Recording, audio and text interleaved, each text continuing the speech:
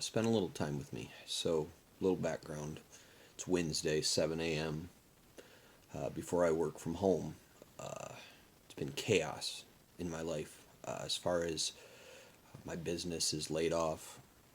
Over 100 people, put them on temporary leave, I guess is what we would rather say.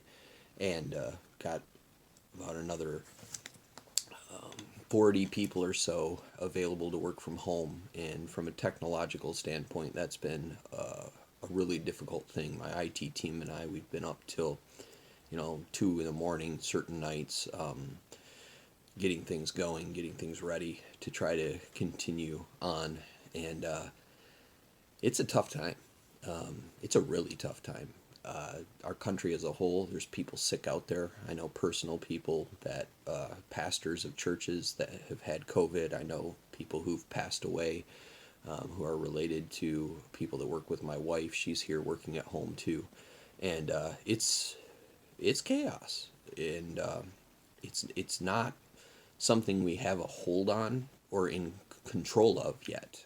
We're in stay-at-home orders. We're trying to social distance to try to slow the spread of something unseen. This something unseen thing has mighty power. It's a virus. It's something we can't grab a hold of with our hands. It's something we can't see without special means, and it's amazing the power that it can have over our lives. It just took a couple weeks, didn't it? Where everything flipped in an instant. Just a few weeks ago, we were all like, it's not going to be too bad. But look around you. This unseen power has an awful lot of control over us, doesn't it? And it's just a simple virus. I'd like to put forth that, this is a wonderful opportunity to understand that things that are unseen with our eyes can have mighty power. Things that we can't grasp our hands around physically can have some mighty, mighty power. And biblically speaking, to be honest with you, there's a God who's even stronger, mightier than something like this. Jesus, when he was here, could command the wind and the ocean to stop in an instant. Our God is powerful. But a lot of people are out there like, well, I haven't seen him. I don't have my hands on him. How much power can he actually have? And I just want to read something out of Daniel chapter 4 to remind us of sometimes we look around us and think we have all the power. And we need to humble ourselves and realize that there's only so much control we have. And we need to turn our eyes onto the one who has the mighty power. All right, so in Daniel chapter 4, verse 28, I want you to listen to this quote. This is a quote from a king, a leader, all right? And I want you to think about our current situation in the world. And just go back a few weeks, go back a month, go back a few months, and listen to these words and see if they resonate with countries across the world, with nations across the world. I'm not just talking our own. I'm talking every nation. Listen to these words. It says, is not this great Babylon, all right, insert any country, is not this great China, is not this great America, is not this great Italy, all right, all these countries that are struggling right now. Listen to this quote, listen, is not this great Babylon that I have built for a royal dwelling by my mighty power and for the honor of my majesty. That's a quote from King Nebuchadnezzar of Babylon. My mighty power built this nation. And listen, I'm not getting political. You can take this and apply this to every country across the world. You have leader after leader after leader. I'm going to make my country great. I'm the one. We're leading the way. We're leading the charge. We have it in China. We have it in Italy. We have it in America. We have it everywhere, every nation. Leader after leader. The mindset of, I'm going to fix this place. I'm going to make it a mighty nation. And when you listen to these leaders across the nations talk about what they've done and how nobody's done it like me, it's in King Nebuchadnezzar's mindset. And so it says, verse 31, Daniel chapter 4 again, while the word was still in the king's mouth. So he's still bragging, still talking about how much power he has. We do this in businesses, business owners. Look at this mighty business I built. How's the economy going right now? You know, we built a wonderful financial structure. Look at how strong this nation's economy is, or that nation's economy is. You know, it's while those words were still in this king's mouth, a voice fell from heaven, said, King Nebuchadnezzar, to you it is spoken, the kingdom has departed from you, and they shall drive you from men, and your dwelling shall be with the beasts of the field. They shall make you eat grass like oxen, and 7 times shall pass over you, until you know that the Most High rules in the kingdom of men, and gives it to whomever he chooses.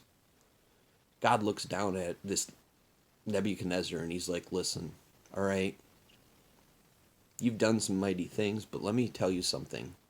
I am the one in charge. God hates pride. And man, have we been proud.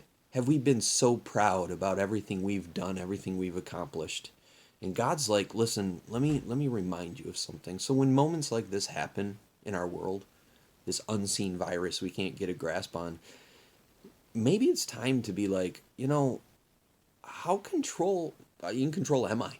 If this could flip like this in just 2 weeks, what else could happen? And so that very hour, verse 33, the word was fulfilled concerning Nebuchadnezzar. He was driven from men and ate grass like oxen. His body was wet with dew of heaven till his hair had grown like eagle's feathers and his nails like bird's claws. Right now, I can't get a haircut because all the places are shut down. I'm going to pretty soon match this description of having the hair growing out on me. Luckily, I got a nice little cut early before all this happened. But, you know, he got driven away. And kind of feel like that right now. Got pushed into my home. I'm not at work with my friends and you know, coworkers, and a lot of them out there. We want to be together. And wow. But here's the lesson. All right, ready? In verse 34, and at the end of the time, I, Nebuchadnezzar. I love that there's an end to that time, by the way. And there's going to be an end to this time. We're going to be back together. We're going to be back in churches. We're going to be back in businesses. The economy is going to come back. We're gonna do okay. All right. But it says at the end of the time, I, Nebuchadnezzar, I lifted my eyes to heaven, and my understanding returned to me, and I blessed the Most High, and praised and honored him who lives forever. For his dominion is an everlasting dominion, and his kingdom is from generation to generation. It's the same king over us as King Nebuchadnezzar. This dominion goes forever. So every generation has the same God over them. It says, all the inhabitants of the earth are reputed as nothing. He does according to his will in the army of heaven. And among the inhabitants of the earth, no one can restrain his hand. Just like we can't grasp this virus and pull it back. Wouldn't you love to just scoop it in a bucket and just get rid of it? Just take dumpsters of this virus and get rid of it? But can we? No. And it says here, we as inhabitants of this earth, we can't restrain God's hand. I can't grab God's power. I can't take God's control and put it into a bucket and own it for myself. It says, or say to him, what have you done? And then at that same time, my reason returned to me. And for the glory, listen to this though, for the glory of my kingdom. So God gave him back his kingdom. The kingdom is back to him. Like, we're going to get America back. We're going to have these countries come back. He gives the kingdom back after this. But listen, it says, my honor and splendor returned to me. My counselors and nobles, they resorted to me. I was restored to me. I was restored to my kingdom, and excellent majesty was added to me. Now I, Nebuchadnezzar, praise and extol and honor the King of heaven, all of whose works are truth and his ways justice, and those who walk in pride he will be able to put down. Oh, how proud we've been. How proud, how proud, how proud. He'll give you back your life. He'll give us back our kingdom. But he doesn't like the pride. We have to humble ourselves and realize that unseen power, even a virus, can have an awful impact on us. Sometimes we look out into space for mighty power. But listen, microscopically, there's something stronger than you in this world. Just think about that. If something microscopic can have such power, something so minuscule, how much power can a God have? All right? It's time to turn our minds back to God. Humble yourself in this time. Humble yourself. I want you safe. I want you healthy. All right? Do everything you can to just stay at home and let this world come back after this virus, okay? But in this meantime, while you're home, think about the power God has.